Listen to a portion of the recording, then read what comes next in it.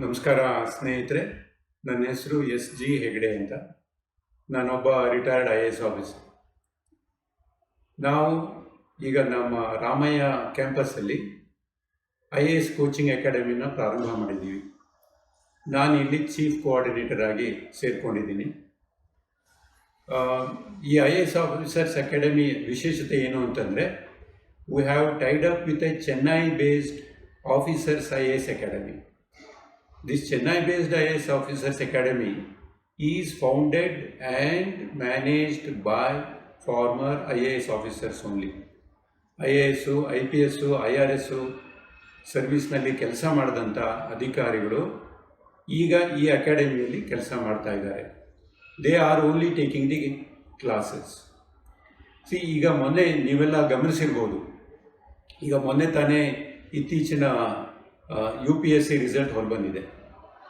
ನೀವೆಲ್ಲ ಕಾತರ ಪಡ್ತಿರ್ಬೋದು. ಅದರಲ್ಲೂ ಕೂಡ ಮುಖ್ಯವಾಗಿ ಈ UPSC ಸಿವಿಲ್ ಸರ್ವಿಸನ್ನು ತಗೊಳ್ಬೇಕು ಅನ್ನೋಂಥ ಏನು ವಿದ್ಯಾರ್ಥಿಗಳಿದ್ದೀರಾ, ನೀವು ಈ ಒಂದು ರಿಸಲ್ಟನ್ನು ಭಾಳ ಕಾತರದಿಂದ ನಿರೀಕ್ಷೆ ಮಾಡಿರ್ಬೋದು. ನೀವು ಗಮನಿಸಲಿಕ್ಕೆ ಸಾಕು, ಈ ಚೆನ್ನೈ ಬೇಸ್ಡ್ ಅಕಾಡೆಮಿ ಏನಿದೆಯಲ್ಲ, it's called officers IAS academy. ಅದರಲ್ಲಿ ಕೋಚಿಂಗ್ ತೊಗೊಂಡಂಥ ವಿದ್ಯಾರ್ಥಿಗಳ ಪೈಕಿ 102 ಜನ, ದಯವಿಟ್ಟು ಗಮನಿಸಿ, 102 ಜನ ವಿದ್ಯಾರ್ಥಿಗಳು ಈ ಸಿವಿಲ್ ಸರ್ವಿಸಲ್ಲಿ ತೇರ್ಗಡೆ ಹೋಗಿ ಬೇರೆ ಬೇರೆ ಹುದ್ದೆಗೆ ಆಯ್ಕೆಯಾಗಿದ್ದಾರೆ.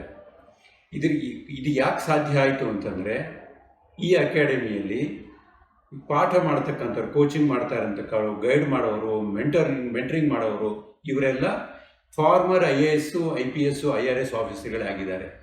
ಇದರಿಂದ ಇಷ್ಟೊಂದು ಒಳ್ಳೆಯ ಮಟ್ಟದಲ್ಲಿ ಈ ಪರ್ಸೆಂಟೇಜ್ ಅಂದರೆ ರಿಸಲ್ಟು ನಮಗೆ ಬರೋಕ್ಕೆ ಸಾಧ್ಯ ಆಯಿತು. ಈ ಅಧಿಕಾರಿಗಳೇ ಚೆನ್ನೈ ಅಕಾಡೆಮಿಲಿ ಏನು ಪಾಠ ಮಾಡ್ತಿದ್ದಾರೆ, ಗೈಡ್ ಮಾಡ್ತಿದ್ದಾರೆ, ಮೆಂಟ್ರಿಂಗ್ ಮಾಡ್ತಿದ್ದಾರೆ, ಅದೇ ಅಧಿಕಾರಿಗಳು ಬಂದು ಇಲ್ಲಿ ನಮ್ಮ IAS ಆಫೀಸರ್ಸ್ IAS ಅಕಾಡೆಮಿ ಏನಿದೆಯಲ್ಲ, ರಾಮಯ್ಯ ಅಕಾಡೆಮಿ, ಇಲ್ಲಿ ಬಂದು ಅವರೇ ಕೂಡ ಪಾಠ ಮಾಡ್ತಿದ್ದಾರೆ. ಇದರಿಂದ ನಮಗೆ ಉತ್ತಮ ರೀತಿಯಲ್ಲಿ ಈ ಕೋಚಿಂಗ್ ಕೊಡೋಕ್ಕೆ ಸಾಧ್ಯ ಆಗ್ತಾ ಇದೆ. ನಾವು ಇದನ್ನು ಬರುವಂಥ ಜೂನ್ ತಿಂಗಳಿಂದ ನಾವು ಕ್ಲಾಸನ್ನು ಪ್ರಾರಂಭ ಮಾಡ್ತಾ ಇದ್ದೀರಿ. ಈಗ ಅಡ್ಮಿಷನ್ಸ್ ಈಗಾಗಲೇ ಓಪನ್ ಆಗಿದೆ. You can only see for yourself what is the difference that it makes ಈ former IAS, former bureaucrats only teach and guide the students for civil service examinations.